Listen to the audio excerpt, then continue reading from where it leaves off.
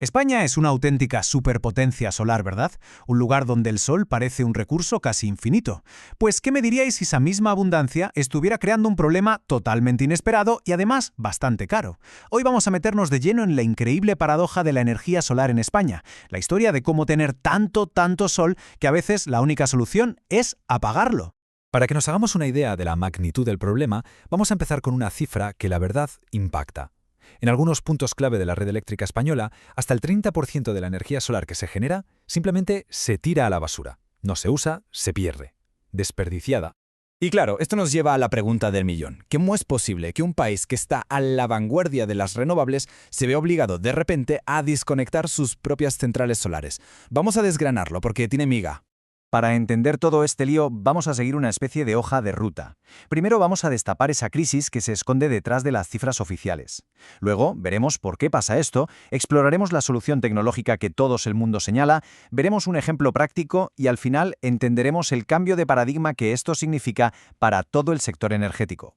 Venga, pues empezamos por el principio, la crisis energética oculta, porque para ver el problema de verdad hay que saber mirar más allá de los grandes titulares y los promedios nacionales. El término técnico para este desperdicio es curtailment, o en español, vertido. A ver, para que nos entendamos, significa algo tan sencillo como que alguien le dice a una planta solar, oye, para de producir. ¿Por qué? Pues porque en ese preciso momento y en ese preciso lugar no hay manera de transportar o de consumir toda la electricidad que se está generando. Es como tener un manantial inagotable de agua, pero no tener tuberías suficientes para llevarla a donde hace falta.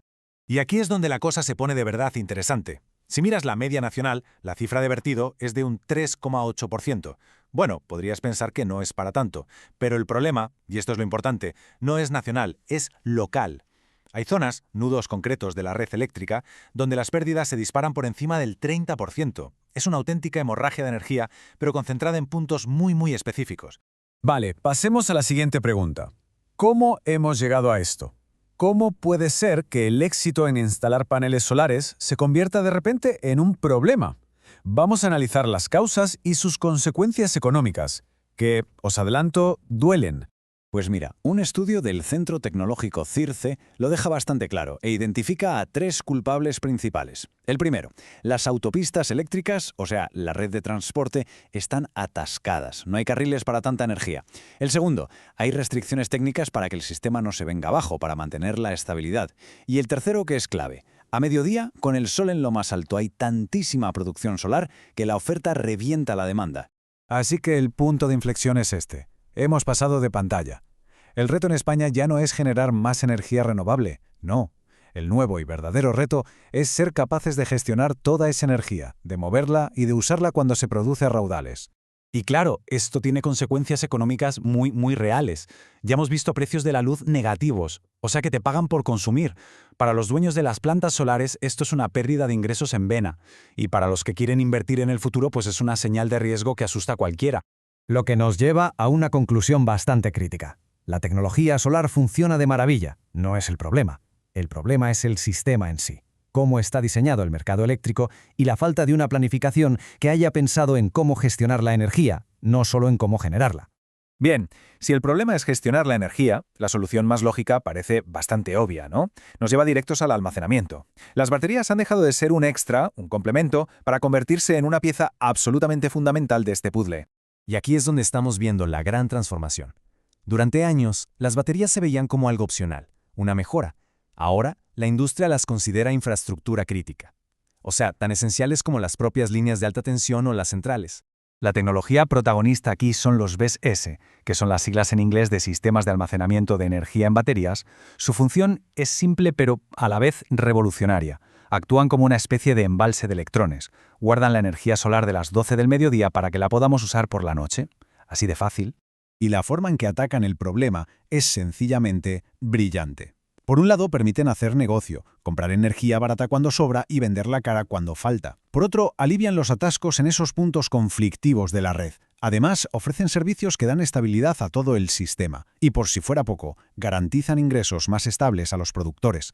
Son una auténtica navaja suiza para la red eléctrica moderna. Pero ojo, no todas las soluciones de almacenamiento son iguales. Dado que el problema es local, la solución también tiene que serlo. Vamos a ver un ejemplo concreto de este enfoque más distribuido, más quirúrgico, más inteligente. El razonamiento es de pura lógica. Si el atasco de energía ocurre en un punto específico de esa autopista eléctrica, no tiene mucho sentido construir un aparcamiento gigante a 100 kilómetros de distancia, ¿no? Lo que necesitas es una solución justo ahí, en el meollo del problema. Y es aquí donde entran en juego soluciones como las de Solax Power. Su gran ventaja se basa en 3 puntos. Primero, nacen ya como sistemas híbridos, pensados desde el minuto 1 para combinar generación y almacenamiento. Segundo, su electrónica es tan avanzada que ayuda activamente a estabilizar la red. Y tercero, y esto es fundamental, son modulares y escalables. Se pueden colocar como piezas de Lego exactamente donde hacen falta. La diferencia es clave. Una batería gigante y centralizada es útil para el sistema en general, sí, pero un sistema distribuido es más como un equipo de cirujanos que actúa con una precisión milimétrica sobre los puntos enfermos de la red, y lo hace de forma mucho más rápida y flexible. Bueno, pues todo esto nos lleva a la última parte de nuestro análisis, y para mí la más importante. Porque este problema de los vertidos no es una simple anécdota. Es una señal, un aviso a navegantes que nos dice que las reglas del juego de la energía están cambiando por completo. Y esta es la gran revelación. España ha entrado oficialmente en una nueva era. Por primera vez en la historia, su sistema eléctrico tiene, de forma estructural, más energía renovable de la que puede consumir en determinados momentos del día y en determinados sitios. Hemos pasado de una era de escasez a una era de gestión de la abundancia. Este cuadro resume a la perfección el cambio de mentalidad. Antes, la prioridad era instalar potencia, megavatios a lo loco. Ahora, lo importante es gestionar la energía en el tiempo, los megavatios hora. Antes vivíamos en la escasez de generación, ahora en el exceso durante las horas de sol. Y por eso, el valor ya no está solo en producir, sino en la flexibilidad. Así que, si nos tenemos que quedar con una idea, es esta. La flexibilidad se ha convertido en la nueva moneda de cambio del sector eléctrico. La capacidad de decidir cuándo y dónde metes tu energía en la red es, hoy por hoy, mucho más valiosa que la simple capacidad de generarla. Y terminamos con una pregunta que va mucho más allá de España. Con esta explosión de renovables que estamos viendo en todo el mundo, quizá el gran desafío de la transición energética para la próxima década ya no sea construir más molinos o más paneles, sino desarrollar la inteligencia necesaria para gestionar de forma eficaz toda esa energía limpia que ya tenemos.